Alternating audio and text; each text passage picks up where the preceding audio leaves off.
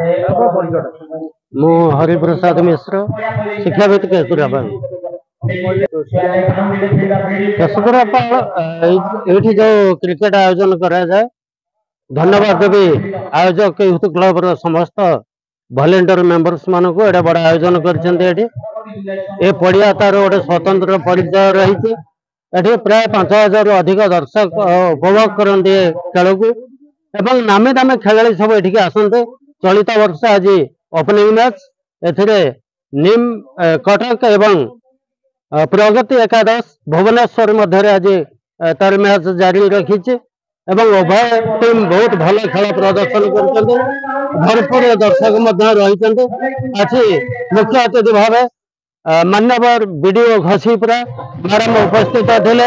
ଅନ୍ୟତମ ଅତିଥି ଆକାଶ ରଥ ତକ୍ଷଶିଳା ଇଣ୍ଟରନ୍ୟାସନାଲ ସ୍କୁଲର ଅନ୍ୟତମ ଅତିଥି ଏକାଦଶୀ ମହାରଣା ସମସ୍ତେ ଉପସ୍ଥିତ ଥିଲେ ଆଜିର ଓପନିଂ ମ୍ୟାଚରେ।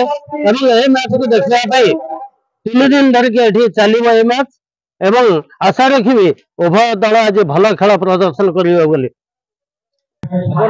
ଅଭିଜିତ କୋଉଠୁ ଆସିଥିଲେ ଖେଳ ଦେଖିବା ମୁଁ ଯାଜପୁରରୁ ଆସିଥିଲି ଖେଳ ଦେଖିବା ପାଇଁ। କଣ ଭାବିକି ଆସିଛନ୍ତି? ନା, କେଶୁଦ୍ରାପାଳ ଗ୍ରାମରେ ସବୁ ବର୍ଷ ଭଲ ଖେଳ ହୁଏ, ରାଜ୍ୟସ୍ତରୀୟ ଖେଳ ହୁଏ। ଆଉ ବହୁ ରଞ୍ଜି ପ୍ଲେୟାର ବି ଆସନ୍ତି ଏଠି ଖେଳିବା ଦେଖିବା ପାଇଁ। ବହୁତ ଦର୍ଶକ ବି ହୁଅନ୍ତି ଖେଳ ଦେଖିବା ପାଇଁ। ଆଉ ଭଲ ଲାଗୁଛି ଖେଳ ଦେଖିକି। ଭଲ ଆୟୋଜନ ହେଇଛି, କେଶୁଦ୍ରାପାଳ କ୍ଲବ କରିଛି, ଭଲ ଆୟୋଜନ ହେଇଛି।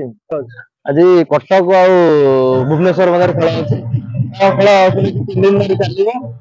ଫାଇନାଲ ତ ରଖାହେଇଥିଲା, ସେଦିନ ମଜା ଅଲଗା ରହିବ। ଆଜି ଓପନିଂ ହେଲା,